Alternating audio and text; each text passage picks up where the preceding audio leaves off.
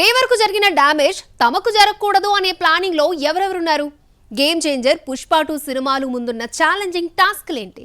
నెట్టింట్లో wanted గా చేసే trolling ను ముందు నుంచే తట్టుకోవడం ఎలా? ప్రెస్టీజియస్ ఫిలిమ్స్ కు ఎక్స్పెక్టేషన్స్ పెరిగిపోవడంతో అంచనాలు అందుకోవడంలో మేకర్స్ ఫెయిల్ అవుతున్నారు. దీంతో అప్కమింగ్ సినిమాల విషయంలో ఆయా ప్రమోషన్స్ విషయంలో బ్యాలెన్స్ పాటిస్తున్నారు. దేవరి విషయంలో జరిగిందేంటో చూశాం. అంతకుముందొచ్చిన ఇండియా 2 మ్యాటర్లో ఇలాగే బాధపడాల్సి వచ్చింది. ప్రేక్షకులు అంతకు మించిన కంటెంట్ కావాలి అనడంతోనే ఆల్మోస్ట్ అన్ని ప్రెస్టీజియస్ సినిమాలకి ఈ పరిస్థితి ఎదురవుతోంది. టీజర్లు, ట్రైలర్లో చూపించిన శాంపిల్ ప్రేక్షకుని ఎక్కడికో తీసుకుపోయి కూర్చోబెడుతోంది. తీరా సినిమా చేస్తే వాటిని అందుకోవడంలో మేకర్ షరామామూలుగానే ఫెయిల్ అవుతున్నారు. పుష్ప 2 విషయంలో మనకంటే ఎక్కువ ఆశలు పెట్టుకుంది హిందీ బెల్టే. అక్కడి వారు ఎలాగైనా ఈసారి పుష్పరాజ్ తమను సాటిస్ఫై చేస్తాడని ఆశపడుతున్నారు. అందుకు తగ్గట్టుగానే బజ్ నెలకొంది. వాటిని అందుకునేలా మైత్రి మేకర్ శతవిధాల ప్రయత్నాలు చేస్తోంది.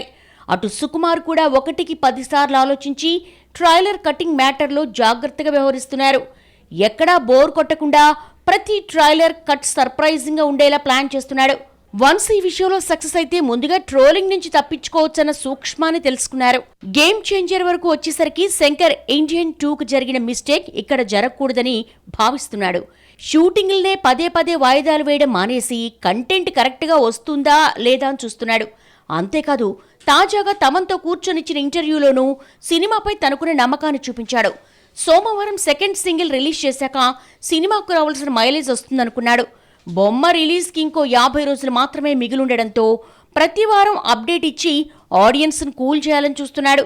అలాగే ఇండియన్ 2కు జరిగిన ఓవర్ ఎక్స్పెక్టేషన్స్ తన సినిమా మ్యాటర్లో జరగకుండా ఉండాలని భావించి దిల్ రాజుకు సినిమా ట్రోల్ కాకుండా చూసుకునే బాధ్యతలను తెలుగు వారికి ఇచ్చినట్లు తెలుస్తోంది.